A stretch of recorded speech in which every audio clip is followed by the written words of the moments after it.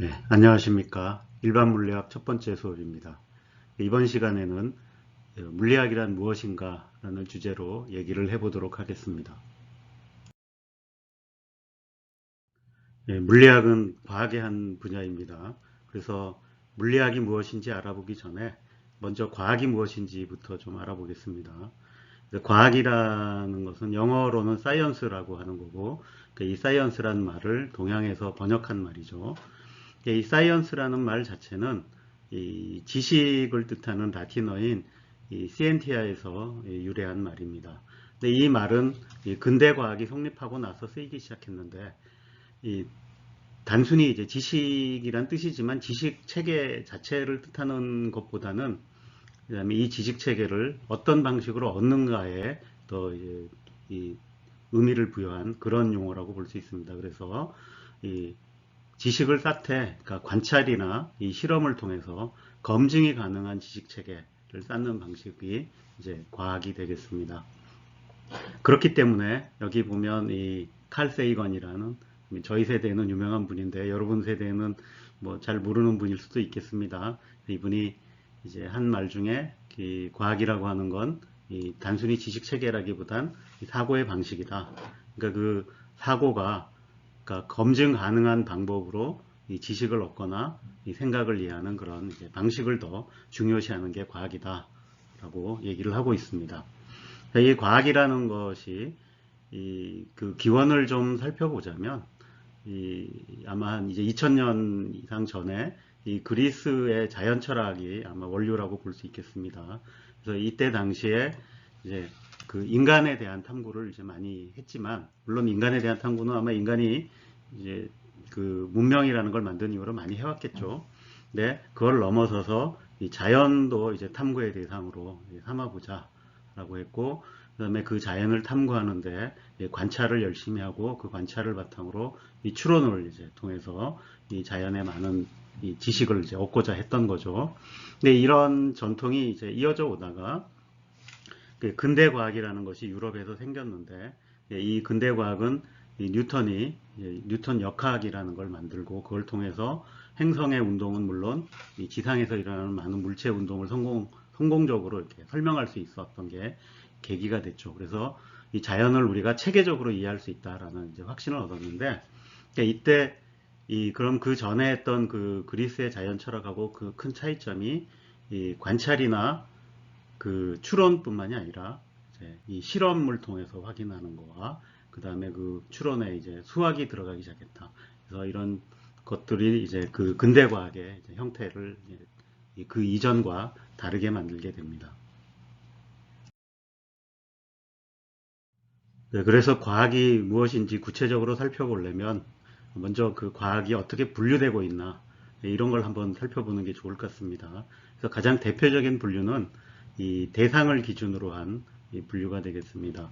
그래서 이게 크게 이 두 가지로 나눌 수 있는데, 이 하나는 이 우리 주변에 있는 물질 세계를 다루는 것을 이제 자연과학이라고 부르고, 그 다음에 이 인간, 그러니까 우리 자신이죠. 그 인간 세계, 우리가 인간이 이룬 사회까지 해서 이런 걸 다루는 걸 이제 사회과학이라고 부릅니다. 그래서 이 대상이 이제 이 인간이냐, 인간 주변의 물질이냐, 뭐 이렇게 이제 나눈 거죠. 물론 뭐 이런 질문 던질 수 있죠. 그러면 인간은 자연의 일부가 아닌가? 뭐 인간도 자연의 일부죠. 뭐 그렇지만 인간에게 있어서 인간 자신은 굉장히 중요한 이 실체니까 그거를 이제 또 따로 이제 더 중요하게 이제 다룰 수도 있는 거죠.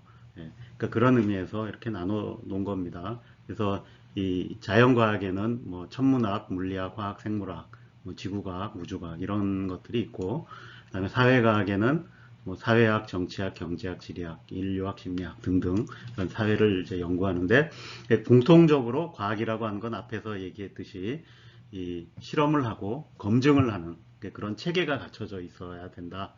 이걸 이제 이 과학이라고 하는 거죠. 그 다음에 이거에서 약간 벗어나지만, 그렇지만 이런 그 과학적 추론을 하는데 또 중요하게 쓰이는 게 있는데, 그런 걸 이제 형식 과학이라고 그럽니다. 그래서 논리학이나 수학 같은 것도 이제 과학의 일부로서 받아들이는 면도 있습니다. 근데 이와 좀 대조적인 게 이제 보통 우리가 인문학이라고 부르는 거죠. 그래서 철학, 문학, 역사학은 약간 다른 결을 가지고 이제 이 지식 탐구를 하죠. 자, 그 다음에 좀 또 많이 나오는 질문 중에 하나가, 그럼 과학하고 우리가 기술하고 이걸 이제 특히 이제 우리나라에서는 많이 혼동해서 쓰죠. 그래서 붙여서 많이 씁니다. 과학기술이라고. 그러면 이 과학하고 기술은 그럼 어떻게 다르냐? 뭐 굳이 크게 구별을 하자면 이제 가장 크게 다른 게 아무래도 이제 목적이겠죠. 그걸 왜 하느냐라는 건데, 과학은 기본적으로 새로운 지식을 발견해내는 거. 그래서 그렇기 때문에 보통 이제 과학에서는 목표가 뭐냐면 뭔가를 발견해내는 거다라고 얘기를 합니다. 근데 기술은 뭐 이 지식을 가지고 이제 유용한 것을 이제 만들어내는 것. 그래서 이 목적을 보통 발명, 그래서 디스커버리와 인벤션으로 구별을 하기도 합니다. 그렇지만 이거는 그냥 뭐 편의상의 목적이고, 사실 그 두 가지 면이 있지만, 이게 이 역사적으로 보면 항상 과학과 기술의 발전은 이 상호 보완적으로 이루어져 왔습니다. 그래서 과학이 발전하면 그걸 바탕으로 기술이 발전하고, 또 어떤 기술이 발전한 덕에 우리가 뭔가를 더 할 수 있어서 이제 과학이 발전했던 거죠. 그래서 여기도 뭐 간단한 예를 하나 들어놨는데, 우리가 유리를 다루는 기술이 늘어남으로써 그걸 통해서 이 망원경이나 현미경을 만들어냈고, 그 망원경과 현미경은 이 과학의 발전에 엄청난 변화를 가져왔죠. 그래서 천문학에서 큰 변화를 가져왔고, 생물학, 그 다음에 물리학에서도 모두 굉장한 변화를 가져옵니다. 그 다음에 또 그 과학이 발전한 과학 덕에 저런 이제 그 기술들이 또 더욱 발전하기도 했던 거죠. 자, 이렇게 해서 과학과 기술은 항상 상호 보완적이다. 이렇게 얘기를 할 수 있겠습니다.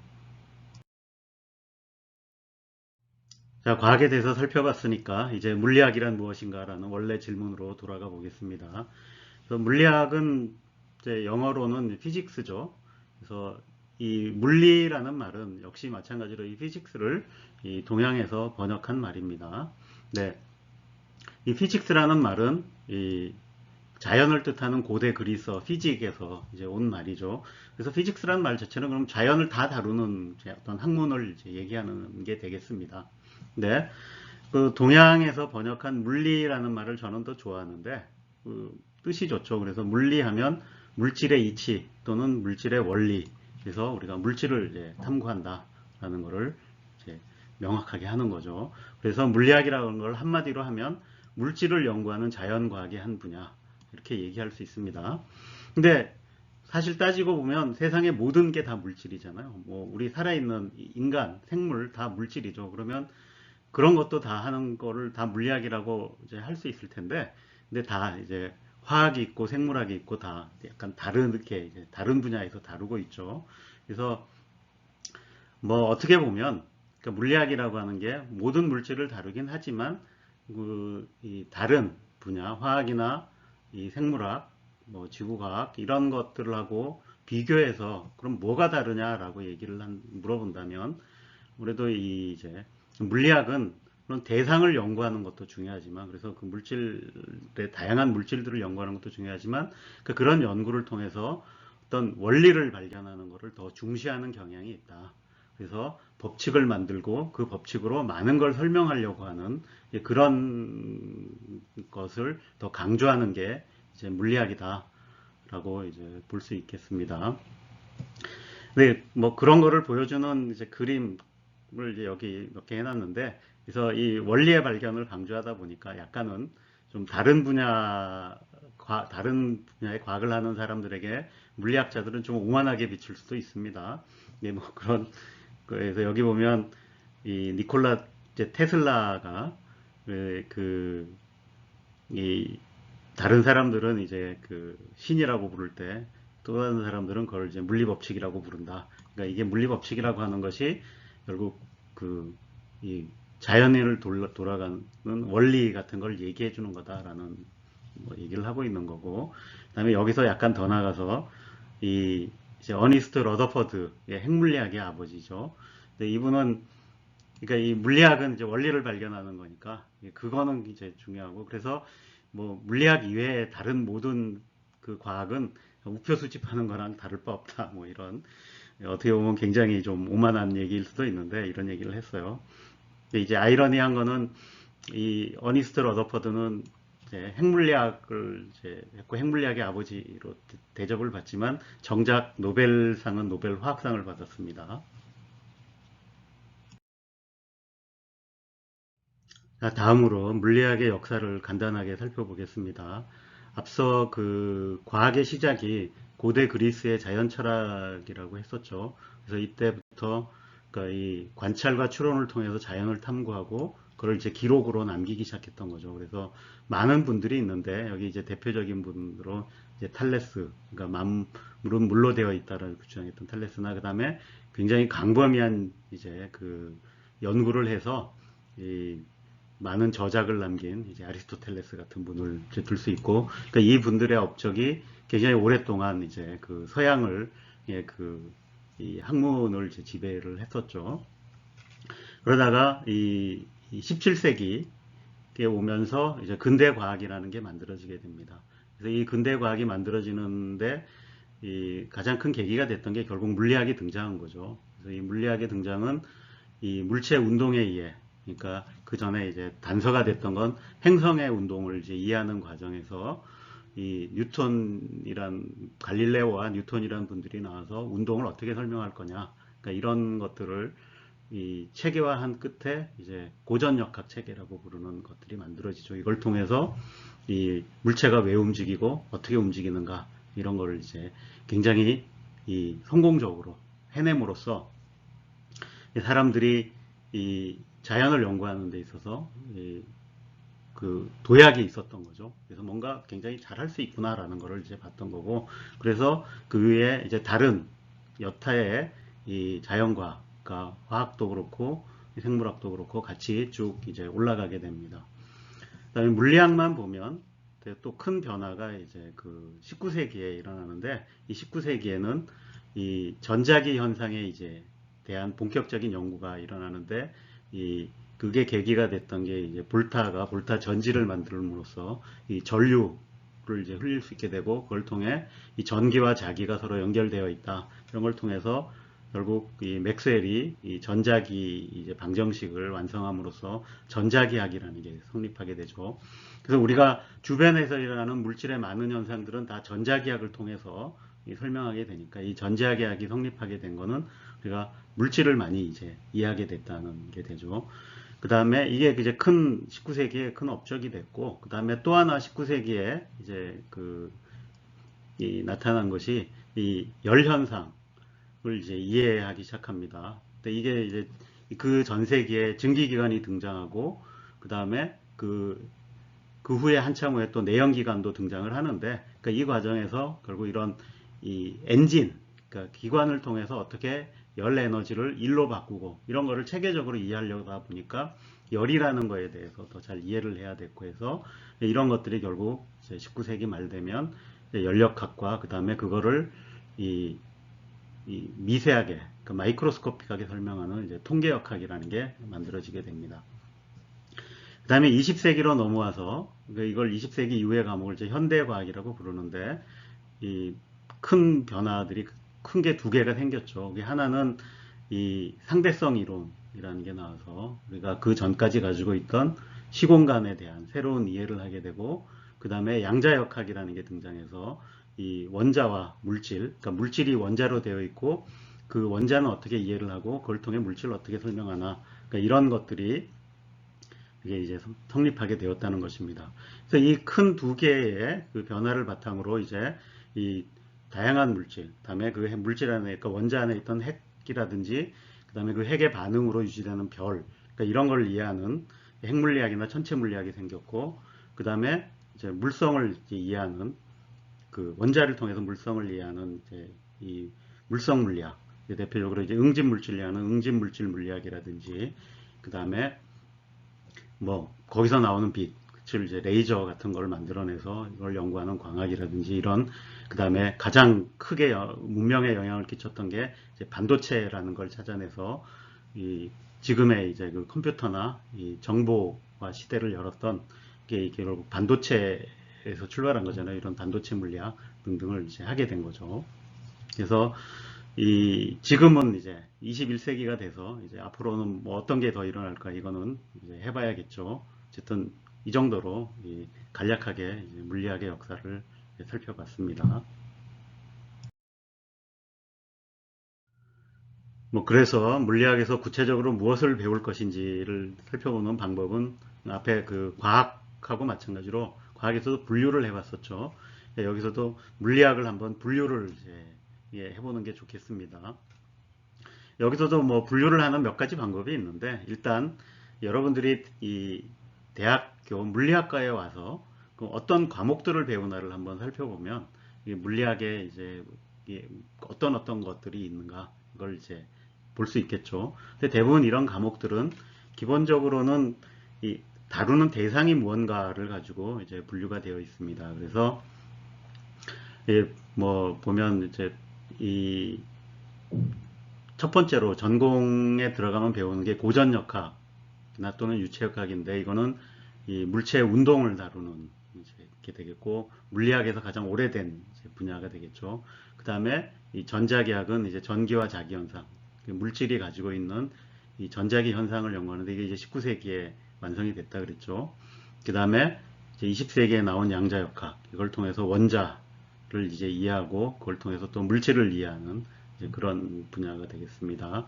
그 다음에 연력학과 통계역학은 이제 연련상을 이해하는 거라 그랬죠. 그 다음에 이런 것들을 하기 위해서 물리학이라는 게 도구가 필요하죠. 그래서 가장 중요한 도구가 이 수학이어서 이런 수학을 물리학에 필요한 수학을 배우는 과목이 수리물리학이고 그 다음에 요새는 이제 이 연구를 컴퓨터를 써서도 많이 하니까 그런 기본적인 이 컴퓨터 사용 그 다음에 코딩하는 거 이런 걸 배워야 돼서 이제 전산 물리학을 배우기도 합니다. 이런 게 그 기본 과목이고 이걸 이제 지나서 3, 4학년이 되면 약간 더 전공에 가까운 과목을 배우는데 그런 과목이 이제 광학은 빛을 다루는 건데 주로 요새는 이제 레이저를 제일 많이 다루죠. 그 다음에 상대성 이론 이거는 이제 특수 상대성과 일반 상대성 이론을 배우는 거고 그 다음에 이 물질의 궁극적 실체를 밝히는 쪽이 이제 핵물리학과 입자물리학이고 그 다음에 물체의 성질, 물성을 주로 다루는 게 이제 고체 물리학, 반도체 물리학 등등을 이제 배우게 됩니다. 그 물리학을 그 시대에 따라서, 그러니까 그 물리학이 등장한 시대가 언제냐에 따라서 분류하기도 합니다. 그래서 크게 이 고전 물리학과 현대 물리학으로 이렇게 나눕니다. 그 기준이 되는 건 이제 20세기라 그랬죠. 그래서 19세기까지의 물리학을 고전 물리학이라 그러고 여기에는 이제 역학, 그러니까 고전 역학이라고도 구별해서 부르기도 합니다. 전자기학, 연력학, 그다음에 광학 중에서도 기하광학이나 파동광학 같은 것들이 이제 고전 물리학에 해당하고, 그러니까 20세기 이후에 그러니까 상대성 이론과 양자역학이 등장한 이후에 나타난 물리학을 이제 현대 물리학이라고 그러죠. 이런 걸 통해서 원자, 뭐 고체, 핵, 입자, 천체 물리학, 양자광학, 그러니까 이런 것들이 다 현대 물리학으로 분류가 됩니다. 물리학의 여러 분야를 구분하는 방법으로 이 다루는 대상의 크기를 가지고 분류해 볼 수도 있습니다. 물리학은 이 가장 작은 크기에서부터 가장 큰 크기까지 모든 걸 다 대상으로 삼고는 있는데, 그래서 물리학이 다룰 수 있는 가장 작은 크기가 어느 정도냐, 이것을 나타내는 게 이 그림에서 보여주는 이제 플랑크 길이라는 것인데, 이것은 이 특수 상대성과 일반 상대성, 그 다음에 양자역학을 이렇게 조합을 해보면 그러니까 중력에서의 양자 효과가 나타나는 그 길이가 이제 나오는데 이게 이제 플랑크 길이라는 겁니다. 그래서 대략 10의 마이너스 35승 정도 되는데 이게 현재 물리학이 다룰 수 있는 이제 가장 짧은 길이가 되겠습니다. 그러니까 이것보다 더 짧은 길이를 다루려면 양자 중력 이론이라는 게 필요한데 그건 아직 없기 때문에 그러니까 이론적으로 이 아래는 현재 못 다루고 있다가 되겠고, 근데 실질적으로 이 길이가 너무 작아서 우리가 그 실험실에서 직접 실험을 해볼 수 있는 그 길이는 그보다 훨씬 긴 이제 대략 한 10의 마이너스 20승미터인데 이런 거는 이제 그 거대한 입자 가속기를 동원해서 연구를 하고 있습니다.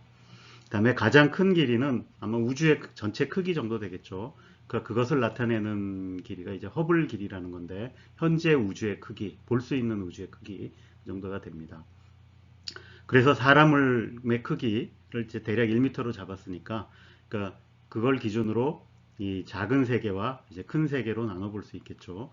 그래도 작은 세계로 들어가면 대략 10의 마이너스 10승미터쯤 가면 이제 원자를 볼 수 있는, 그러니까 물질이 원자로 이루어졌다는 게 드러나는 이제 그런 크기가 되는데, 그러니까 이런 원자를 다루는 게 이제 원자 물리학이고, 거기서 다시 한 10,000분의 1에서 100,000분의 1 더 작은 크기로 가면 이제 그게 원자 핵의 크기인데, 그래서 그런 걸 다루는 게 이제 핵물리학이고, 그보다 더 작은 세계는 이제 소립자들의 세계죠. 그래서 이제 입자 물리학이 다루고 있습니다. 이게 반대로 가면 이제 지구 크기, 태양, 태양계의 크기, 그래서 이제 우리 은하의 크기가 이제 대략 10의 20승 미터 정도 되고, 그래서 이런 우리 은하 너머까지를 이제 다루는 게 전통적으로는 이게 이 천문학이 이제 다루었던 분야죠. 근데 그 천문학에 나타나는 여러 이제 현상들, 그러니까 뭐 별이 어떻게 이 빛을 내고 은하는 어떻게 만들어지고 이런 것들을 물리적으로 설명해 보려고 하는 것이 이 천체 물리학입니다. 그 다음에 이 은하를 넘어서서 우리 우주 전체의 동력학, 뭐 어떻게 탄생했고 어떻게 진화해왔고 이런 걸 다루는 걸 이제 우주론이라고 합니다. 그래서 이 물리학 전체는 가장 작은 세계를 다루는 입자 물리학부터 해가지고 가장 큰 세계인 우주 전체를 다루는 우주론까지 이렇게 크기에 따라 여러 분야로 이제 나눠볼 수 있을 겁니다. 다른 그 과학하고 비교를 해보자면, 그러니까 사람의 크기를 기준으로 대충 생명과학이라고 하는 건 생명체를 다루죠. 그래서 이 세포부터 사람 크기까지 이 정도를 다루고, 화학 같은 경우에는 이제 주로 분자들을 다루니까 이 세포보다 작은 크기에서 원자 크기 사이 이런 걸 다루죠. 물론 이제 그 사회과학이라고 하는 건 사람들 세상을 다루니까 이제 그 사람보다 큰 세상 이렇게 이제 다루게 됩니다. 이런 비교를 통해서 이제 어떤 대상의 크기가 어떻게 달라지나 하는 것을 이제 이 그림을 통해서 살펴볼 수 있겠습니다. 자, 이번에는 좀 다른 질문을 해보겠습니다. 그래서 왜 물리학이 필요한가? 물론 이제 물리학을 전공해서 그걸로 내가 밥을 벌어 먹고 살려고 한다 그러면 당연히 물리학을 이제 알아야 되겠죠. 근데 그걸 넘어서서 내가 물리학을 전공하지 않더라도 뭐 공학을 해도 마찬가지고, 공학을 하지 않고 심지어 인문계열에 여러 전공을 하더라도 물리학을 알아두는 것이 뭐 좀 도움이 된다. 뭐 이런 얘기를 좀 해보려고 합니다. 그래서 일단 왜 물리학이 필요한가라는 거 물어보면 뭐 가장 쉬운 답은 이거죠. 우리 주변을 살펴보면 다 온통 물질로 둘러싸여 있잖아요. 그 주변에 오는 게, 심지어 나 자신도, 인간도 물질로 이루어져 있고, 물론 그 물질이 뭐 옆에 보이는 책이나 이런 거하고 완전히 다른 복잡한 현상을 보인다는 차이점이 있긴 있지만 어쨌든 물질로 되어 있다라는 거고, 그 다음에 또 다른 하나는 우리가 그 문명사를 살펴보면 여러분들 그 역사 시간에 배울 때도 뭐 석기 문명, 그죠? 구석기, 신석기, 그 다음에 청동기, 철기 이런 식으로 분류를 하잖아요. 근데 그거에 담겨 있는 의미가 뭐겠어요? 그러니까 인간이 그 문명을 만들 때 끊임없이 그게 결국 물질 문명이었다는 거죠. 그 물질을 어떻게 활용해 가지고 이, 이 문명, 그러니까 우리가 필요한 것들을 이제 만들어 왔는가. 네, 그래서 보면 석기, 청동기, 철기, 그 다음에 이런 것들을 다 했고, 근대에 와서 현대로 넘어오는 굉장히 중요한 역할을 했던 게 이제 화석 연료죠. 그래서 우리가 석탄과 석유를 이제 이용할 수 있음으로써 20세기에 그 번영을 가져올 수 있었고, 그 다음에 그 20세기 후반으로 넘어오면서는 또 새로운 물질, 반도체라는 것을 찾아냄으로써 그거를 통해서 지금 여러분들이 누리는 이런 그 정보 문명 또는 스마트 문명 이런 것들을 만들어낼 수 있었던 거죠. 근데 이거의 바탕이 바로 우리가 물질을 이해하는 게 필요하다라는 거죠. 그 다음에 또 물리학의 우리가 물리학이 다른 여타 과학하고 구별되는 것 중에 하나가 대상을 하나하나 열심히 연구하는 것도 이제 중요하지만 그런 대상 전체를 아우를 수 있는 통일된 개념이나 원리를 이제 찾는 데 큰 관심이 있다 그랬죠. 그래서 그런 것들을 이제 제공해 준다라는 거죠. 그래서 물리학은 이 자연을 기술하는 이제 기본적인 법칙을 발견하는 걸 큰 목표로 하고 있기 때문에 그런 법칙을 차례대로 배워서 그거를 자연현상에 이렇게 잘 적용을 해서 우리가 그걸 설명하고 예측할 수 있게 해준다. 그러니까 그런 의미에서 그러니까 뭐 다양한 거를 배우는 것도 중요하지만 그러니까 원리 전체를 아우르는 원리를 잘 가르쳐 준다는 점에서 물리학이 배워두면 굉장히 쓸모가 있다라는 거죠. 그 다음에 물론 뭐 당연히 그런 이제 이 실용적인 용도 외에도 뭐든지 배우면 즐겁잖아요. 모든 학문의 기본이죠. 그래서 호기심, 충족과 즐거움을 줄 거고, 그 다음에 이제 이 새로운 시대, 지금 이제 21세기가 됐는데 아마 여러분들 스스로도 느낄 거예요. 굉장히 시대가 빠르게 변하고 있다. 저는 그걸 굉장히 많이 느낍니다. 저는 이제 20세기에 태어나서 많은 시간을 거기서 보냈는데 저도 그 시절에 여러분들 나이 때 정도에 세상이 빠르게 변한다라고 했는데 그 이후에 그러니까 1990년대, 2000년대 넘어오면서 더 빠르게 변하고 있어요. 저걸 진짜로 느낍니다. 빠르게 변하고 있구나. 근데 이렇게 세상이 빠르게 변할 때는 우리가 배워야 될 내용이 굉장히 많아져요. 그래서 뭐 여러분들 뭐 공부해야 될 게 이것저것 많이 있을 텐데, 근데 그럴수록 그 원리를 이해하고 그걸 바탕으로 체계적으로 조금 지식을 이제 쌓아놓는 게 결국 길게 봤을 때 굉장히 도움이 된다. 내가 단편적으로 당장 필요한 것들을 배우는 것도 중요하지만 우리가 많은 전체를 조망할 수 있는 그런 원리를 이제 배우는데 그것도 굉장히 중요하고 그런 면에서 물리학이 굉장히 도움이 된다. 그래서 이게 이제 크게 이제 다시 한번 부연해서 설명하자면 우리 주변에는 결국 다 물질로 이루어져 있고 우리가 살아온 게 물질 문명이기 때문에 그 물질에 대한 기본적인 이해가 필요하고 그러기 때문에 물리학이라는 것을 한번 배워볼 필요가 있고 그 다음에 물리학은 뭐 다양한 현상을 이제 얘기하는 것도 있지만 그보다는 그 전체를 꿰뚫는 그 원리를 발견하는데 그걸 이제 물리 법칙 또는 자연 법칙이라고 하는데 그걸 발견하는데 더 관심이 있어서 그런 걸 통해서 이 전체를 어떻게 설명하는가를 이제 가르치는 이런 게 앞으로 이제 필요할 거다 꾸준히.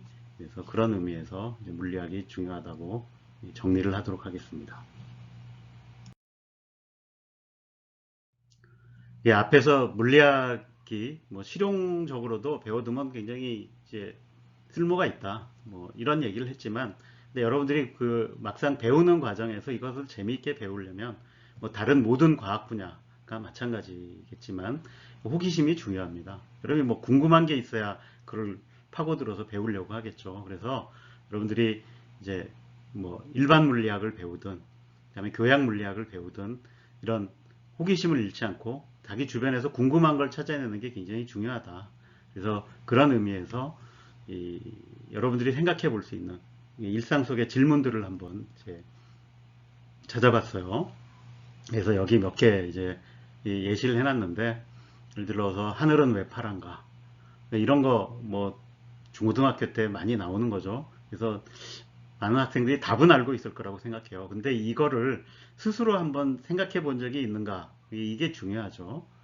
자, 그 다음에 마찬가지로 노을은 왜 붉은가 구름은 왜 하얀가 그러니까 이런 것들을 쭉 하다 보면 결국 약간 더 깊은 질문으로 가죠. 그래서 여기 보면 파란색, 붉은색, 하얀색이 나오는데 도대체 색이라는 게 뭐냐 라는 것과 더불어서 그럼 우리가 색을 눈을 통해서 느끼는데 도대체 본다라는 것이 뭐냐 그러니까 이런 것들을 궁금해 하다 보면 그걸 찾아가다 보면 우리가 이제 많은 거를 배울 수 있는 거죠.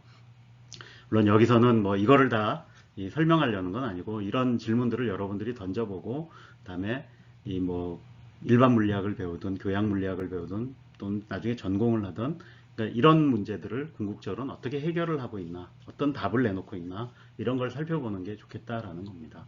그래서 여기 보면 그래서 거기서 넘어가서 뭐 다른 질문들도 이렇게 적어놨어요. 그래서 밤하늘은 왜 어두운가 그래서 이런 질문 던져볼 수 있죠. 왜 낮은 밝은데 밤이 어둡냐는 건데 이 질문이 의외로 심오한 질문이에요. 이게 밤이 어두운 이유를 설명하는 게 간단한 문제가 아닙니다. 그다음에 뭐 낮에는 왜 별이 보이지 않나? 뭐 이런 것도 생각해 볼죠. 지구에서는 노을색이 붉은색인데 화성에 가서도 정말 붉은색으로 보일까? 그 다음에 조금 더 가면 이제 태양은 왜 빛이 나지? 이런 거, 이런 것들 질문해 볼 수 있겠죠. 앞에서 그런 일상적인 질문을 이렇게 계속 하다 보면 약간 더 질문의 이제 깊이가 깊어집니다. 그래서 그리고 계속 깊어지다 보면 궁극적 질문들에 이르게 되죠. 그런 궁극적 질문의 대표적인 게 이제 우리 물질을 연구한다 그랬는데 그 물질이라는 것이 무엇으로 이루어져 있는가? 그 다음에 반대쪽으로 그럼 그 물질들이 모여서 뭐 물체도 만들고 사람도 만들고 뭐 지구도 만들고 하는데 이 전체를 다 아우르는 우주라고 하는 것이 어떻게 생겼으며 우주는 뭐 어떻게 만들어지고 어떻게 변해가는가 이런 것들을 물어볼 수 있겠죠.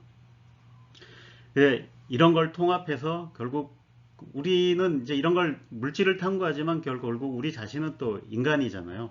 그래서 결국 더 여기서 나가면 더욱더 인간에 근접하는 심오한 질문들이 있겠죠. 그래서 물질이라고 하는 것이 어떻게 생명이 되어 있나. 그죠? 굉장히 어려운, 대답하기 쉽지 않은 질문이죠. 그 다음에 우리는 생명인데, 특별히 그 지적 생명체라고 부르는 인간인데, 이 인간이라는 존재가 우주에서 특별한가? 아니면 왜 특별하고, 뭐 어떻게 특별한가? 어떤 의미가 있는가? 이런 심오한 질문들을 던져볼 수 있겠죠. 그래서 여러분들이 이제 물리학을 하면서, 그러니까 이런 깊은 질문까지도 항상 마음속에 두고서 언젠가 한번 답을 구해보겠다라는 생각을 해보는 게 좋을 것 같습니다.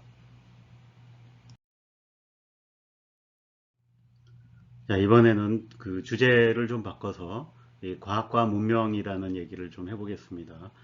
앞에서 우리가 호기심이라는 것이 과학을 연구하고 또는 배우고 하는데 굉장히 중요하게 작용한다는 얘기를 했죠. 그렇지만 이 과학이라는 게 그런 걸 넘어서서 실제로 우리가 누리는 문명 속으로도 결국 들어오게 돼 있다라는 이제 예가 될 만한 것을 하나 보여주려고 합니다. 그래서 이 레이더와 전자레인지 얘기를 이제 해보려고 하는 거죠. 그래서 여러분들이 뭐 집집마다 전자레인지 하나씩은 다 가지고 있잖아요, 요새. 근데 그게 어떻게 우리 집에 들어오게 됐나? 그러니까 그 과정을 한번 살펴보자라는 겁니다.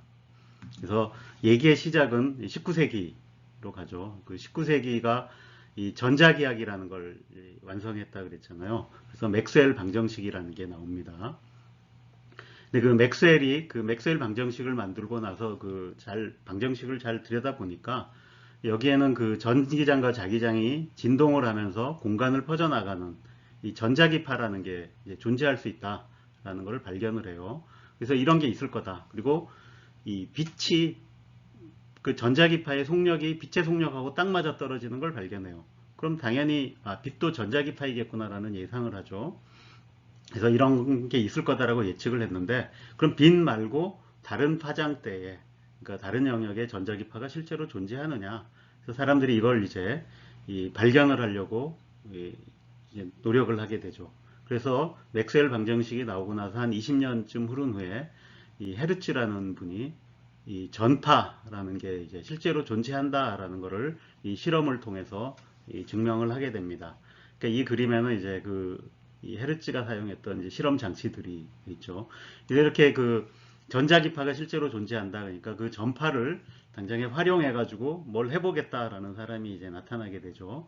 그래서 그 중에 가장 먼저 성공을 한 사람이 여러분들도 뭐 들어봤을 텐데 이제 마르콘이라는 사람이 저 전파를 통신에 사용하는, 그러니까 무선 통신에 이제 사용을 이제 해보겠다.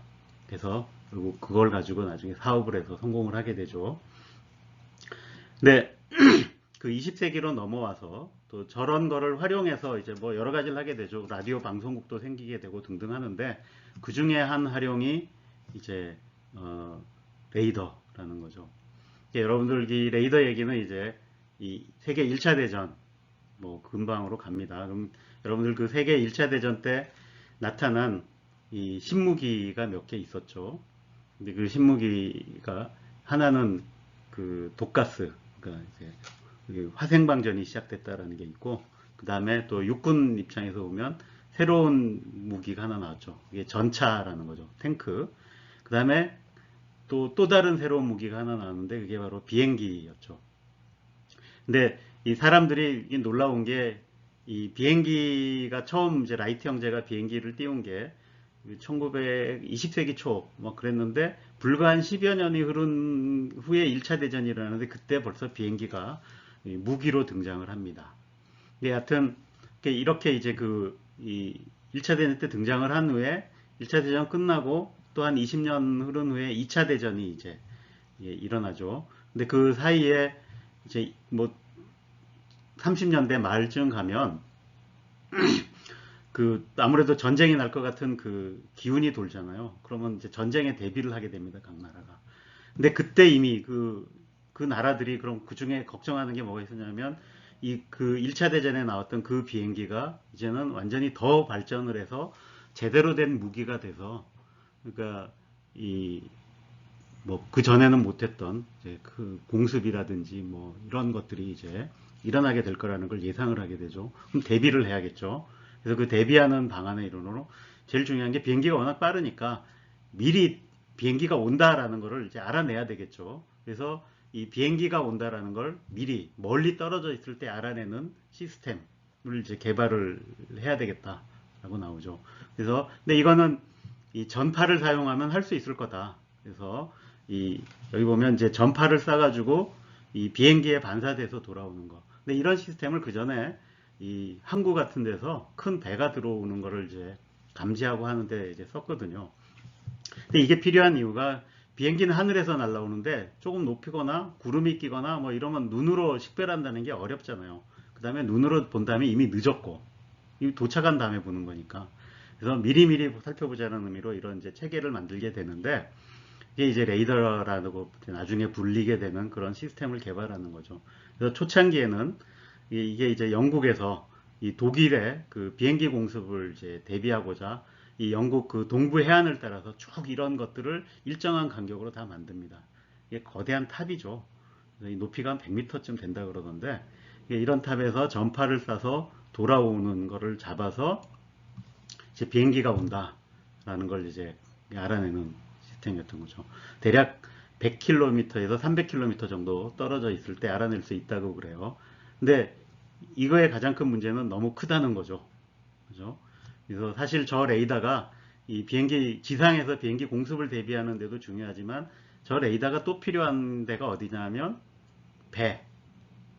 배도 저런 시스템이 있으면 좋겠죠. 그럼 비행기 공격에 대비할 수 있고. 그 다음에 또 중요한 게 같이 저 비행기가 날라오면 비행기로 맞서야 되는 경우가 많아요. 근데 비행기끼리 싸우게 되면 제일 중요한 게 먼저 저쪽에 비행기가 있다는 걸 알아내는 게 굉장히 중요하죠. 그래야 선제 공격을 하니까. 그래서 비행기에 저런 상대편 비행기를 이제 검출하는 이런 레이더 장치가 필요한데 이렇게 큰 거는 안 되겠죠. 그래서 작으면서 그 감지할 수 있는 이런 장치를 이제 개발하게 되죠. 그래서 만들어진 게 여기는 이 마그네트론이라는 이 장치입니다. 이게 마이크로파를 이제 만들어내는 장치죠. 그래서 이걸 강한 이 마이크로파를 만들어낼 수 있는 장치 이걸 이제 발명해낸 거죠. 그래서 영국에서 처음에 이 아이디어를 만들어냈는데, 근데 영국이 이제 독일과 전쟁을 치르면서 저거를 본격적인 레이더 시스템으로 개발할 여력이 안 되니까 저걸 이제 미국에 넘기죠. 그래서 그 미국에 가서 그래서 미국이 2차 대전 때 크게 이 큰 팀을 꾸려서 했던 게 두 가지가 있죠. 하나는 맨해튼 프로젝트라 그래서 원자폭탄을 만들었던 프로젝트가 있었고 또 하나가 바로 이 레이더를 만드는 프로젝트였어요. 근데 사람들이 원자폭탄 얘기는 굉장히 잘 아는데 저 레이더 만드는 얘기는 뭐 재미가 없다고 생각했던지 많이는 모르고 있어요. 근데 그 레이더 개발했던 사람들이 어떻게 보면 원자폭탄 만들었던 사람들보다 더 훌륭한 학자들이 많았어요. 근데 그리고 사실은 그 레이더 시스템이 그래서 저 마이크로파를 싸가지고 비행기가 이제 온다라는 것뿐만 아니라 저걸 이용하면 비행기가 얼마의 속도로 오고 있고 나중에 또 그게 아니라 이 적의 작은 물체도 감지할 수 있어서 잠수함 같은 거에 이 잠만기형 올라오는 것도 다 감지할 수 있어서 잠수함에도 대비가 되고, 그러니까 이런 거 등등으로 봤을 때 2차 대전이 연합군이 승리하는데 가장 결정적인 기여를 한 신무기를 찾으라고 하면은 바로 레이더를 이제 꼽아야 될 거다라고 이제 얘기들을 합니다. 그래서 저렇게 이제 비행기에 장착할 수 있는 정도의 크기까지 이제 이 레이더라는 걸 만들어내게 된 거죠. 그래서 이 전자기파라는 거의 발견으로부터 저거를 이용해서, 물론 조금 이건 좋은 예는 아니죠. 무기 개발하는 데 썼던. 근데 그런 거를 사람들이 생각보다 굉장히 빨리 만들어내긴다라는 거를 이제 보여주는 거죠. 자, 그런데 이게 어떻게 이 전자레인지까지 오게 됐냐. 근데 사실은 저 2차 대전에 저 레이더가 크게 성공을 하고 나서 저런 이제 마이크로파를 이용해서 레이더뿐만 아니라 통신도 할 수 있고, 뭐 이렇게 그다음에 뭐 레이더도 용도가 다양한 용도로 쓰일 수 있기 때문에 저걸 여기저기 많이 설치를 하게 됩니다. 근데 그 설치하는 회사에 있던 이제 일하던 그 설치 기사로 일하던 사람이 그 레이더 설치하고 테스트를 막 하다 보니까 자기 주머니에 넣어놨던 사탕이나 초콜릿 같은 게 녹아 있는 걸 발견하게 돼요. 이게 왜 녹아 있지를 하고 이렇게 이유를 찾다 보니까 저런 마이크로파에, 그러니까 이런 이제 사탕이나 초콜릿이 노출이 되면, 그러니까 이게 녹더라라는 걸 이제 알아낸 거죠. 그래서 이거를 이제 아이디어를 떠올린 거죠. 아, 이걸 이용하면 음식물을 데울 수 있겠다. 그래서 그걸 특허를 내고 결국 나중에 이게 이제 전자레인지라는 거로 만들어지게 됩니다. 그래서 여러분들 이 전자레인지에 쓰이는 이 마이크로파의 파장이 한 10cm, 12cm 정도 될 거예요. 그거 딱 요런 장치로 만듭니다. 여러분, 그래서 전자레인지 분해해 보면 그 안에 이 마그네트론 장치가 들어 있을 겁니다. 근데 저게 이제 이런 마이크로파를 쓰면 왜 음식물이 되어지나, 이건 후에 이제 뭐 다 연구를 해서 밝혀지죠. 그래서 이 마이크로파에 이 극성 분자, 대표적으로 물 분자 같은 것들이 반응을 해서 회전을 하게 돼서 그것 때문에 이제 열이 발생한다. 뭐 이런 것들을 이제 설명하고 있죠. 예, 여러분들 지금은 휴대폰에 쓰이는 통신에 쓰이는 그 전파도 마이크로파 영역입니다. 1GHz 정도를 쓰죠. 그래서 그런 것들도 다 저 레이더나 전자레인지에 쓰이는 파하고 비슷한 파장을 가지고 있습니다. 그래서 이런 것이 이 전자기 발견에서부터 우리의 문명까지 이런 식으로 이제 연결이 된다라는 걸 보여주기 위해서 이 얘기를 했습니다. 네, 과학이 어떻게 문명으로 이어지는가의 또 다른 예를 얘기를 해보도록 하겠습니다. 그래서 이번에는 스핀이라는 것을 발견해서 이게 이제 자기 공명 영상이라는 장치까지 어떻게 이어졌나, 이 얘기를 해보도록 하겠습니다. 그래서 스핀이라고 하는 것이 이제 그러니까 우리가 물질은 원자로 이루어졌다라고 이제 얘기들 하죠. 근데 다시 그 원자는 이 중심에 있는 핵과 그 주변에 분포한 이제 전자로 되어 있다라는 것을 알고 있고, 근데 봤더니 다시 그 전자는 전하를 띠고 있을 뿐만이 아니라 이 스핀이라고 하는 걸 가지고 있다. 스핀이라는 말 자체는 이렇게 돈다라는, 회전한다는 뜻인데 가운동량을 가지고 있다는 뜻으로 보면 될 것 같아요. 근데 이게 전자의 스핀이라는 게 나중에 보면 이거 굉장히 이해하기 어려운 개념입니다. 그래서 양자역학이라는 게 있어야만 이 전자의 스핀이라는 것을 이제 이해할 수가 있습니다. 근데 어쨌든 이거는 이 원자의 상태를 설명하기 위해서 도입이 됐다. 그래서 이 원자에서 나오는 에너지 레벨 차이에 의한 빛 이런 거, 스펙트럼 이런 걸 설명하느라고 저게 도입이 됐는데, 그래서 실제로 저게 존재하는지 확인하기 위해서 이렇게 한 유명한 실험이 이제 스테른 게를라 실험이죠. 사실은 이게 꼭 저걸 발견하기 위한 건 아니었는데, 어쨌든 전자의 스핀이라는 게 이걸 통해서 보통의 궤도 가운동량하고는 다르게, 궤도 가운동량은 이 플랑크 상수의 정수배로만 가운동량을 가질 수 있는데, 전자의 스핀이라고 하는 건 반정수배의 스핀을 가지고 있더라. 그래서 스핀이 2분의 1이라고 하는 것을 이 실험을 통해서 밝히게 됩니다. 이게 유명한 슈테른 게를라 실험이라는 겁니다. 근데 그 후에 사람들이 그럼 저 스핀이라고 하는 것이, 그러니까 기본 입자들이 가지고 있는 고유한 성질이다라는 걸 이제 받아들이게 됐고, 그러다 보니까 이 전자뿐만이 아니라 사실은 양성자, 중성자, 그러니까 핵을 이루고 있는 양성자나 중성자도 이 스핀이라는 걸 가지고 있다. 그래서 조사해 봤더니 전자와 마찬가지로 이제 스핀이 2분의 1이다라는 것까지 알게 되죠.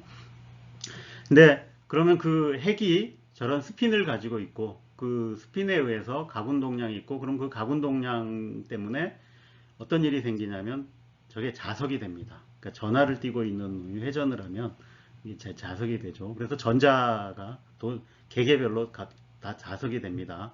물론 이제 대부분의 원자는 이 전자가 스핀이 이 서로 반대 방향인 두 개가 쌍을 이루어서 돌아다니기 때문에 이제 상쇄가 되죠. 그래서 자석이 안 되는데 상쇄가 안 될 경우에는 그게 자석이 되고 전자뿐만 아니라 핵 안에 있는 이 양성자나 중성자도 자석이 되는데 그게 자석이 돼서 자기장에 반응을 한다라는 걸 확인을 할 수가 있어요.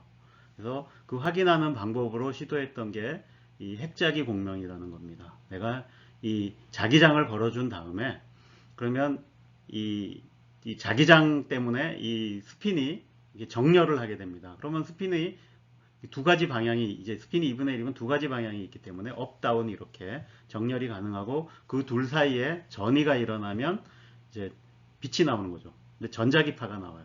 그러니까 근데 그 전자기파의 파장이 이제 전파 영역에 해당합니다. 그래서 내가 이 전파를 여기다가 딱 그 에너지 차이에 해당하는 전파를 쏘면 공명이 일어나서 흡수가 일어나게 되는데 이게 핵자기 공명이죠. 그래서 이걸 이용하면 내가 양성자 나 이런 것들이 이제 이 자기장에 반응하는 거를 이제 확인을 할 수 있는 거죠.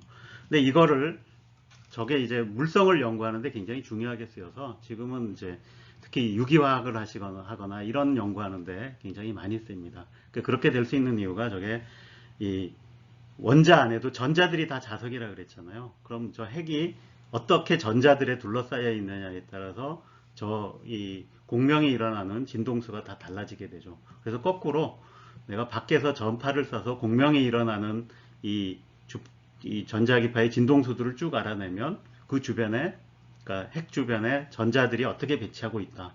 그러니까 이걸 통해서 분자의 구조를 이제 알아낼 수 있는 거죠. 이런 데 씁니다. 근데 그뿐만이 아니라 저거를 이제 의학 진료에도 활용할 수 있다. 특히 저렇게 핵자기 공명, 그러니까 이 반응을 잘하는 게 이제 양성자가 대표적인 거라서 이 양성자를 가지고 있는 원자, 그게 수소죠. 그래서 수소를 또 가지고 있는 분자, 그게 물이죠. 그래서 물 같은 게 있으면 저런 데 이제 반응을 하는 거죠. 근데 그 물에 있는 양성자가 그 반응을 어떻게 하느냐는 또 주변에 있는 어떤 분자들이 있느냐, 이런 거에 따라 달라지기 때문에 내가 저거를 잘 조사하면, 그러니까 이 조직 내, 그 생체 내 조직이 주변에 뭐 물이 많다든지 아니면 다른 뭐 분자들이, 특정한 분자들이 많다든지 이런 거를 구별해낼 수 있는 거죠. 그래서 저걸로 이제 단층 촬영을 해서 영상을 얻으면 이 조직의 상태 같은 걸 이제 파악할 수 있다. 그래서 알아내서 이걸 이제 의학에도 이제 활용하게 된 거죠. 그죠? 그래서 이렇게 이 20세기 초에 이렇게 그 물질리는 가장 기본적인 전자의 성질로서 알아낸 그 스핀이라는 것이 나중에 시간이 흘러서 계속 연구를 함으로써 우리가 현재는 의학에까지 쓰이고 있다. 그러니까 이런 걸 이제 보여주는 예가 되겠습니다.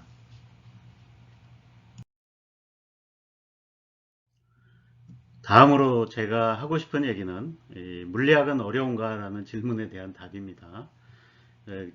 우리나라 그 고등학교에서 보면 요새 그 수능이나 뭐 과목 선택할 때도 다 물리학 선택하는 학생들이 이제 많이 없죠. 그래서 걱정이 많이 되는데, 근데 그 선택 안 하는 그 이유 중에 이제 많은 부분이 물리학이 어려워서 그렇다라고 얘기를 합니다. 근데 사실 그 물리학이 그럼 다른 과학보다 어렵냐? 뭐 모든 학문이라는 게 꼭 과학뿐만이 아니라 뭐 쉬운 것도 있고 어려운 것도 있고 다 섞여 있죠. 예. 근데 이제 어렵다라고 하는 거는 제가 보기엔 그래서 이 선입견이 많이 작용한다고 생각을 해요. 특히 이제 이거와 관련된 게 물리학을 하려면 뭐 어려운 수학도 알아야 되고 수학만 또 잘해서 되는 게 아니고 그 뒤에 내용도 어렵더라 뭐 이런 건데, 근데 당연히 뭐 어려운 부분도 있고 쉬운 부분도 있을 거라고 생각합니다. 모든 학문이 다 그렇습니다. 예. 그래서 여러분들이 이제 물리학을 공부할 때도 그래서 뭐 어떻게 접근하느냐. 자기가 정말로 저걸로 밥을 벌어 먹고 살아야겠다 그러면 어려움을 헤쳐서라도 열심히 공부를 해야겠죠. 근데 뭐 그렇지 않을 경우에는 좀 좀 더 쉽게 배우고 싶을 수도 있을 것 같아요. 근데 어 그래서 뭐 해보면 쉬운 물리학과 어려운 물리학이 다 있으니까 일단 잘 안 될 때는 쉬운 물리학 위주로 한번 해보라고 얘기를 해보고 싶어요. 그래서 교양 과목이라면 그래서 제가 이제 물리학을 가르칠 때도 이제 말로 하는 물리학, 그다음에 직관적인 물리학 이런 거를 이제 강조하겠지만 여러분들이 이제 물리학을 전공하겠다 그러면 그렇게만 해가지고는 안 되겠죠. 수학을 써서 해야 될 거고 그 직관이 안 통하는 거를 이렇게 꾸역꾸역 풀어냄으로써 해결을 해야 되는 경우도 생기는 거죠.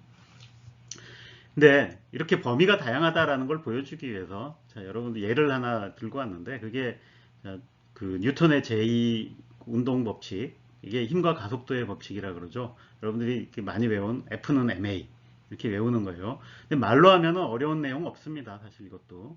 그래서 물체에 작용한 힘은 물체의 질량과 가속도의 곱과 같다. 그러면 질량이 m인 물체가 있다 그러면 내가 F라는 힘을 가하면 이 F를 M으로 나눈 만큼의 가속도가 생긴다. 이렇게 간단하게 이해하면 될 것 같아요.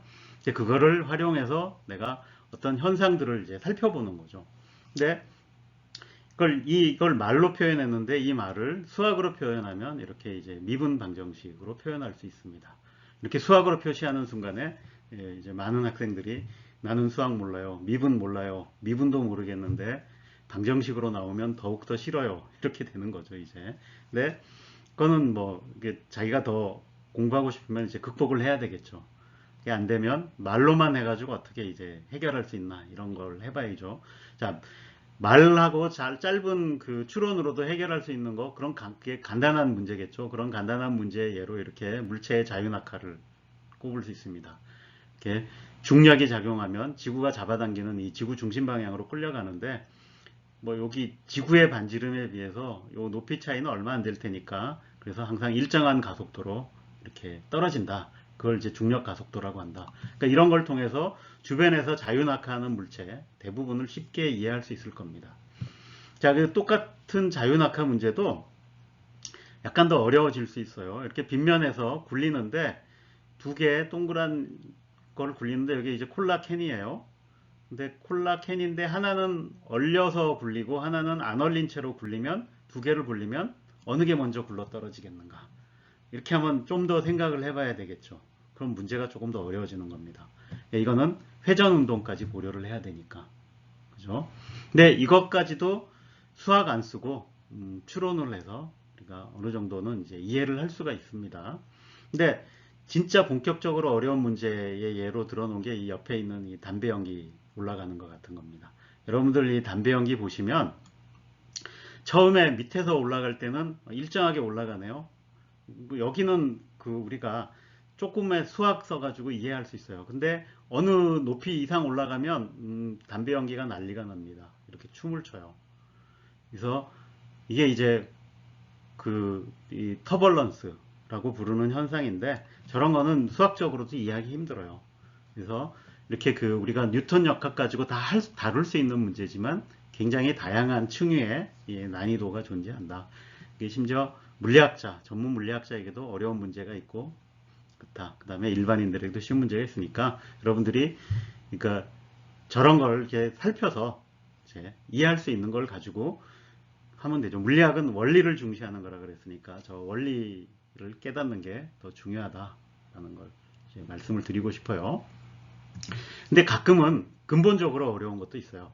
그래서 아까 얘기한 그 전자의 스핀이라고 하는 것이 이거 이해하려 그러면 근본적으로 어렵습니다. 그래서 심지어 그 물리학과에서도 양자역학 가르칠 때 저 전자의 스핀이라는 게 뭔가 가르치는데 항상 시작할 때 일단 외워라. 그래서 이런 거란다. 라고서 한참을 하다 보면 언젠가 약간의 이제 깨달음이 이게 왜 소립자라는 것이 스핀이라는 성질을 갖는가 이런 걸 이제 깨닫는 때가 오는 거죠.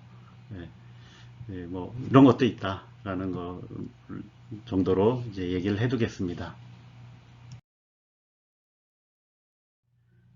그래서 그 물리학을 잘 하려면 수학을 좀 아는 게 좋겠다. 그 다음에 이걸 전문적으로 하려면 수학을 웬만큼 잘 해야 된다.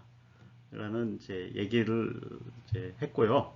그 다음에 근데 거꾸로 한번 질문을 해볼 수 있어요. 그럼 수학 없이 그럼 물리학을 할 수 있느냐? 이런 건데 그 뭐 그 우리 선배 물리학자들의 이제 몇 가지 얘기를 한번 이제 들려드리도록 하겠습니다. 그래서 이 물리학이라고 하는 그러니까 과학이라고 하는 걸 하는데 수학을 이제 써보자라고 주장했던 첫 분이 이제 여기 있는 갈릴레오입니다. 그래서 이 갈릴레오는 자기의 그 실험, 뭐 많은 실험들을 했죠. 그 실험 분석하는데 수학적인 체계를 가지고 했고, 그래서 심지어는 수학은 신이 우주를 서술한 언어다라는 얘기를 이제 했습니다.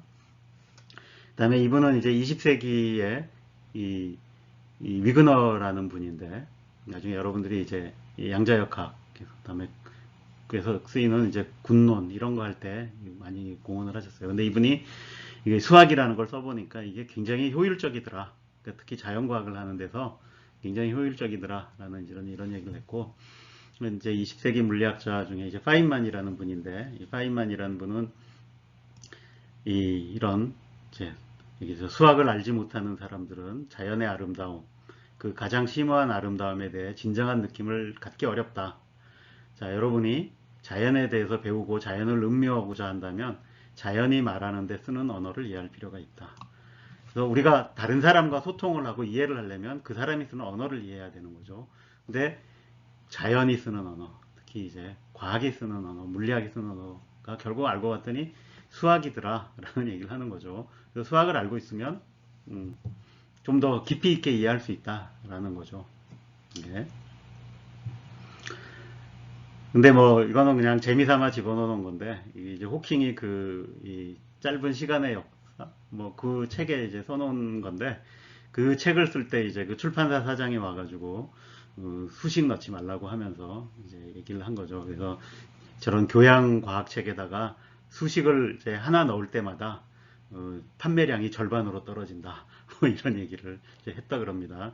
그래서 이제 그 책에는 수식을 딱 하나인가 뭐 이렇게 두 개인가 넣었다고 얘기해요. 그만큼 이제 일반인들이 이제 물리학이나 과학을 접할 때 수학이 나오면 싫어한다는 얘기로 이해를 해야겠죠. 그렇지만 과학을 깊이 있게 이해하려면 결국은 수학은 필요하다. 그래서 그 수학 없이 그냥 말로만 듣고 이해하는 거에는 한계가 있긴 분명하게 있다.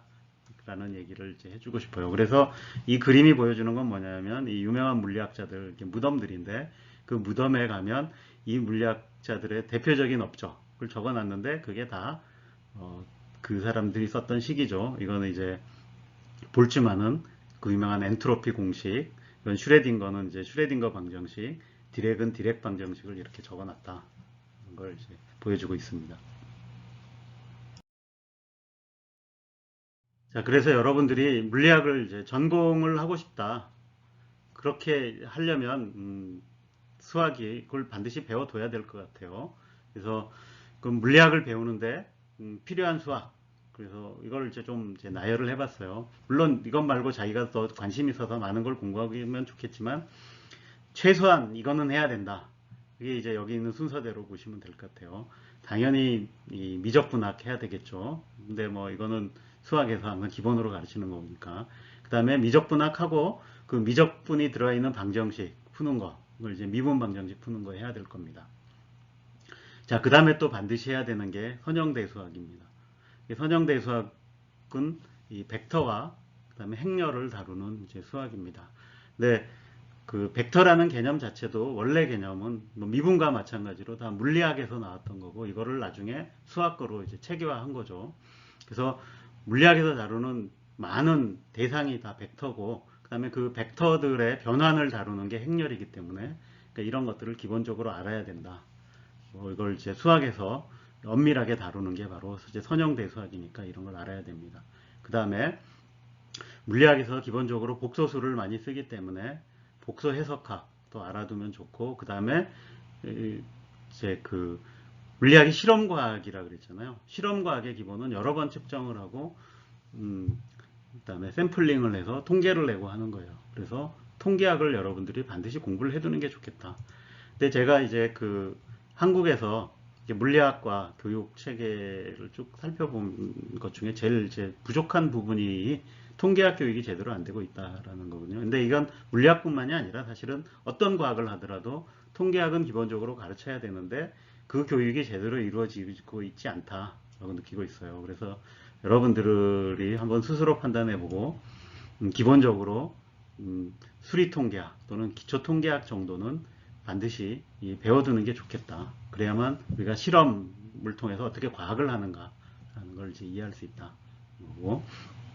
그 다음에 조금 더 깊이 있게 이론 물리학 같은 거를 하겠다라고 하면 미분기학이나 위상수학까지도 공부를 이제 해야 될 거라고 생각을 합니다. 자, 이 정도로 이제 물리학을 하는데 필요한 수학 얘기를 마치도록 하겠습니다. 네, 수학 얘기를 꺼낸 김에 물리학을 위한 간단한 수학 연습 문제를 재미 삼아서 한번 해보겠습니다. 이건 순전히 그냥 재미 삼아서 하는 겁니다. 그 수학에 나오는 유명한 식 중에 그 오일러 항등식이라는 게 있습니다. 여기 적혀 있는 2의 i파이 더하기 1은 0이다 라는 건데, 이 안에 수학에서 중요한 기호들이 다 나타난다는 의미에서, 자, 1과 0이 있죠. 가장 기본이 되는 숫자. 그 다음에 이 오일러의 수 2하고, 그 다음에 복소 단위 i하고 원주율 파이가 요 한식에 다 들어있다라는 거죠. 사실 그 2의 i파이가 마이너스 1이 된다라는 거를 보여주는데, 제가 이제 여기서 이 얘기를 하는 거는 이 중에서 이 오일러의 수가 왜 수학 또는 물리학에 나타나는가, 이거를 이제 그냥 얘기를 해보려고 하는 겁니다. 근데 이거는 그 이제 미분 방정식과 관련이 있습니다. 그래서 이 그 미분 방정식이라고 하는 건 방정식에 이제 미분이 있는 함수가 들어있는 거죠. 근데 그 미분 방정식 중에 가장 간단하면서도 중요한 문제가 뭘까를 보면 이걸 것 같아요. 그래서 미분하면 자기 자신이 되는 함수가 뭔가. 자, y가 x의 함수라고 해봅시다. 내가 이걸 x로 미분을 했을 때 미분하고 나서 자기 자신이 되는 함수. 이런 함수가 뭘까요? 이거는 그 여러분들이 그 거듭 제곱 함수인 이제 x의 n승을 미분하면 nx의 n-1승이 되죠. 그러니까 이것만 알고 있다면 그 답을 찾아낼 수 있습니다. 그래서 요게 보면 내가 1 더하기, 자, 1 팩토리얼 분의 x 더하기 2 팩토리얼 분의 x제곱 더하기 3 팩토리얼 분의 x 세제곱, 이걸 쭉 다 더합니다. 그래서 이걸 무한히 다 더하면 이렇게 급수로 표현할 수 있겠죠. 이런 함수가 있다 그래요. 이걸 이제 yx라고 놓고 내가 미분을 해보면 첫 번째 항 미분하면 0이 되지만 두 번째 항 미분하면 1, 그 다음에 세 번째 하면 1 팩토리얼 분의 x 쭉 해서 이렇게 이 앞에 항이 나오죠. 그래서 해보면 다 더했으니까, 무한히 더했으니까 이게 결국 yx하고 똑같죠. 그러니까 미분하면 자기 자신이 되는 함수는 바로 이걸 다 더한 함수, 요게 된다라는 걸 알 수 있어요. 자, 근데 문제는 이제 이렇게 다 되는 이 함수가 어떤 함수인지 잘 모르겠다라는 거죠. 그래서 이거의 답을 다른 방식으로도 찾아볼 수 있어요. 그거는 이제 극한으로 찾아보는 겁니다. 그래서 여러분들이 이런 극한을 한번 생각해 봐요. 그래서 이 1 더하기 n분의 x의 n승, 그 n이 무한대로 간다고 해봐요. 그러면 여기가 n이 무한대로 가면 여기는 점점 작아지는데 무한히 많이 곱하는 거죠. 그러니까 1에 굉장히 가까운 수를 많이 곱했을 때 이게 어떻게 되나, 이런 건데, 근데 내가 요거가 이제 여러분들이 이제 미분을 해보면 요 함수를 미분을 한번 해보세요. 이렇게 생긴 함수 미분해보면 1 더하기 x의 n승 미분하는 거니까, 그럼 여기 이제 n이 나오고 여기는 n-1로 바뀌고 n분의 1이 나오겠죠. 그럼 여기 있는 n하고 여기 있는 n분의 1은 없어져 버려요. 그러고 n을 무한대로 보내는데 앞에 거하고 여기는 n이고 n-1이긴 하지만 이거 어차피 무한대로 보내면 차이가 없겠죠. 그래서 미분해도 원래 정의한 함수랑 똑같은 함수가 된다는 걸 알 수 있습니다. 그러니까 결국 요렇게 정의한 함수나 요렇게 정의한 함수나 이 함수가 두 개가 똑같은 함수가 될 거다라는 걸 이제 알 수 있는 거죠. 근데 요 함수는 요렇게 다시 쓸 수가 있어요. 내가 nx로 돼 있으니까 여기를 x로 나누고 다시 x로 나누면 그죠? 이렇게 똑같죠? 근데 요 안에 있는 건 요번에는 이 n이 무한대로 가는데 그러니까 x로 나눴으니까 사실 요거는 x가 1일 때 값하고 똑같아요. 그죠? 예. 그래서 요 y1의 x승이 된다라는 걸 알 수 있습니다. 그래서 그러면 우리가 구하려고 하던 그 답이 어떤 상수의 이제 x가 되는데 그럼 요 상수가 뭐냐? y1이죠. 그럼 요 식에서 1을 넣어보면 되는 거죠. y1을 넣으면 요거 다 더한 게 되는 거죠. 근데 요 급수가 되고 그게 다 더해보면 요게 바로 그 유명한 이제 2가 되는 거죠. 그래서 우리가 찾던 답이 이제 2의 x, 그러니까 요 오일러 수의 x가 된다라는 거를 이제 알게 되는 겁니다.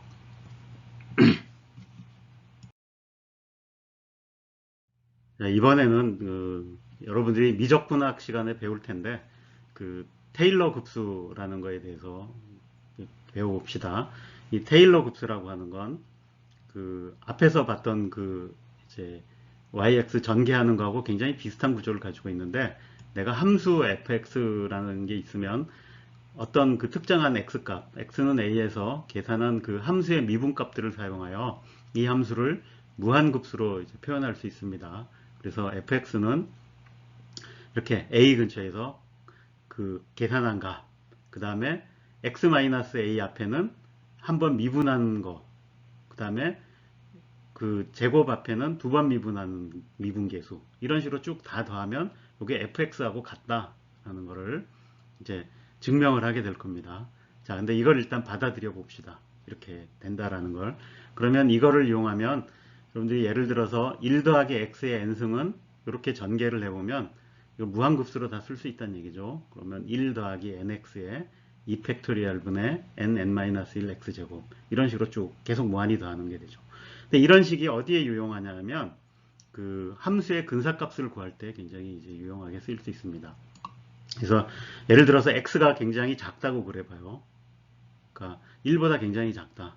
그러면은 그럴 때는 여기는 x고 여기는 x제곱 가니까 뒤로 갈수록 그 작은 수를 제곱하고 세제곱하니까 더 작겠죠. 그래서 무시할 수 있어서 내가 이런 함수는 1 더하기 nx로 근사를 할 수가 있다. 그러니까 이런 데 쓰는 거죠. 자, 이게 비슷하게 그 코사인 함수를 이렇게 테일러 전개를 해보면 이렇게 나갑니다. 여기 짝수항들만 이렇게 부호가 왔다 갔다 하면서 이렇게 가고, 사인의 경우에는 x에서 시작해서 이제 홀수항들만 이렇게 또 부호가 지금 마이너스 플러스 이렇게 바뀌면서 갑니다. 근데 앞에서 2의 x는 테일러 전개하면 그 정의식이 된다 그랬죠. 이렇게 됩니다. 근데 내가 요 2의 x에다가 x 대신에 ix를 넣으면 어떻게 될까를 해봐요. 그러니까 복소수를 넣는 거죠. 그렇게 되면 이렇게 쭉 똑같이 집어넣은 요대로 되겠죠. 내가 이거를 근데 제곱해보면 i는 제곱하면 마이너스 1이 되고 세제곱하면 마이너스 i가 됐다가 4제곱하면 다시 플러스 1이 되죠. 그렇게 해보면 그러니까 이 실수 부분하고 복소수, 허수 부분으로 이렇게 나눌 수 있죠. 근데 실수 부분 것만 가져다 써보면 이렇게 되고 이 허수 부분만 가져다 써보면 이렇게 돼요. 근데 이렇게 본 걸 보니까 위에서 우리가 구해놓은 코사인과 사인의 그 테일러 급수하고 똑같이 생겼죠. 그러니까 이걸로부터 뭘 할 수 있냐면 이 내가 x 대신에 이에 ix를 하면 이 함수가 코사인 x 더하기 i 사인 x가 된다라는 걸 이제 알 수가 있어요.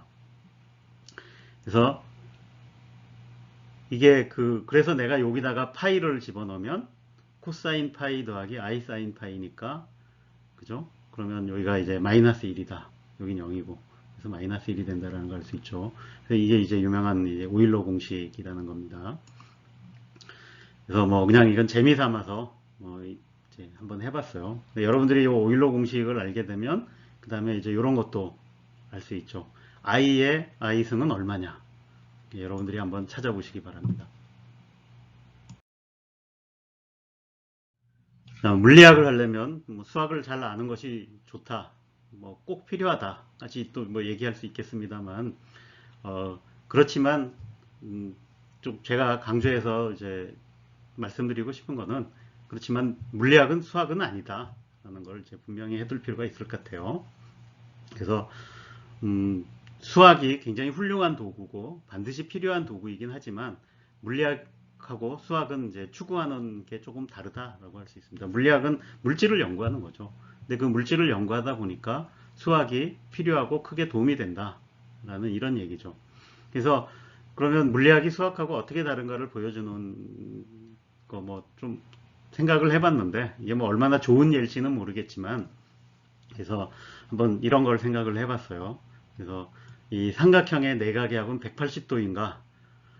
이런 걸 이제 물어봐요. 그럼 여러분들의 지식에서는 아니 이게 무슨 질문이냐 싶겠지만 자, 이 질문에 대해서 이제 접근 방식이 다른 거죠. 수학은 증명할 수 있다라고 주장을 하는 거고 물리학은 측정해 봐야 한다. 진짜로 삼각형을 그려놓고 각도를 재보는 거죠. 그래서 진짜로 그렇게 되는가? 그걸 이제 알아보는데 결국 이게 수학에서도 그러니까 삼각형의 내각의 합이 180도라고 하는 거는 그 유클리트 기하 이게 저희 세대에서는 유클리트라 그랬는데 요새는 그 비에우클레이데스 그러니까 에우클레이데스라고 읽는다니까 어쨌든 그걸 따라서 그러니까 에우클레이데스 기하학에서는 180도가 맞지만 그러니까 다른 기하학에서는 그렇지 않을 수도 있다 라는 걸 보여주는 거죠. 물리학에서는 똑같은 거를 실제로 내가 측정을 해봐서 180도가 아닐 수도 있다라는 걸 이제 보여주는 거죠. 그래서 수학에서 얘기하는 그 비에우클레이데스 기하학의 대표적인 예가 이렇게 구면에서 하는 기하학이죠. 그래서 여러분들이 구면 위에 이렇게 삼각형을 그려보면 180도보다 항상 삼각형의 내각의 합이 크다, 클 수 있다라는 걸 보여준 거죠. 근데 물리학에서는 이 똑같은 일이 일반 상대성 이론에 가면 시공간이 휠 수 있고 그렇게 휘어져 있는 시공간에선 당연히 삼각형의 내각의 합이 180도가 아닐 수 있다. 이런 거를 다른 방식으로 이런 게 가능하다라는 걸 이제 알아냈다라는 거죠. 또 하나 좀 예로 들 수 있는 게 이제 이 시간과 공간은 연속인가 무한한가 이런 심오한 질문이죠. 이게 어려운 질문이에요. 현재로서 저게 답이 이제 확정되어 있진 않아요. 근데 저거와 관련된 이제 수학적 질문은 뭐냐면 이 실수 그러니까 우리가 연속이다 아니다를 표현할 때 보통 대상이 되는 게 그 실수입니다. 그래서 여기 어떻게 보면 약간 황당한 질문을 해놨죠. 그래서 is real number really real? 이게 뭐냐면 실수가 진짜로 실제하는 수냐? 라고 물어보는 거죠. 그러니까 이런 것도 의심을 하는 게 수학이고 이제 물리학인 거죠. 그 다음에 반대로 그럼 허수는 정말 이렇게 상상의 수냐? 라는 건데 자, 여러분들이 이제 미부적 분학에서는 여기까지는 안 다룰지 모르는데, 그러니까 해석학 개론 정도만 배워도 이제 실수의 연속성에 대해서 배웁니다. 근데 그 실수의 연속성은 무한히 나오는데, 그러니까 그 실수는 셀 수 없는 무한계라는 걸 배워요. 이게. 그래서 수학적으로는 실수라는 게 셀 수 없는 무한인데, 근데 수학에서는 무한을 다룰 수 있을지 모르지만 물리학은 무한을 다룰 수가 없어요. 그래서 무한한 거는 어떻게든 극복을 해서 해결을 해야 돼요. 근데 그 심지어 수학에서는 그 무한도 그러니까 셀 수 있는 무한이 있고 셀 수 없는 무한이 있더라. 근데 이 물리학은 실제로 해봤더니 세상은 연속적일 수가 없다라는 게 이제 기본적인 전제가 됩니다. 그래서 여러분들이 물질은 연속이냐라고 그러는데 사실은 그 19세기까지도 그러니까 수학자하고 견해가 크게 다르지 않았어요. 그러니까 물질은 연속적으로 존재할 거고 실수와 마찬가지로요. 근데 사실 그 실수가 연속이다라는 것도 이제 20세기 와가지고 이제 초에 와서 이제 깨달은 거니까 이제 어쨌든 그 막연한 연속적이라는 그 개념이 있었는데 그게 20세기 물리학, 현대 물리학에 와서 완전히 부서졌죠. 그래서 물질이라고 하는 것이 연속적이지 않다. 그리고 그걸 이제 확장해 보면 심지어는 시간과 공간도 궁극적으로는 연속적이지 않을 거다라고 이렇게 이제 생각을 하는 게 이제 현재 주류들의 생각입니다. 그러니까 그래서 우리가 수학에서 배웠던 그 연속과 물질 세상의 그 연속이 완전히 우리가 사는 그런 매크로스코픽 월드에선 비슷해 보일지 모르지만 마이크로스코픽 월드에 가서는 완전히 다를 수 있다. 이게 이제 이런 것들이 한번 여러분들이 이제 기회가 있으면 한번 생각해 보시기 바래요. 그래서 물리학과 수학이 어떻게 다룰 수 있는가에 대해서 여러분들 스스로의 생각을 한번 정리해 보시기 바랍니다.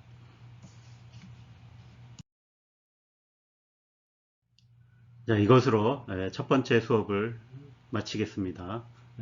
여러분들 시청하느라고 수고하셨습니다. 다음 시간에 보죠.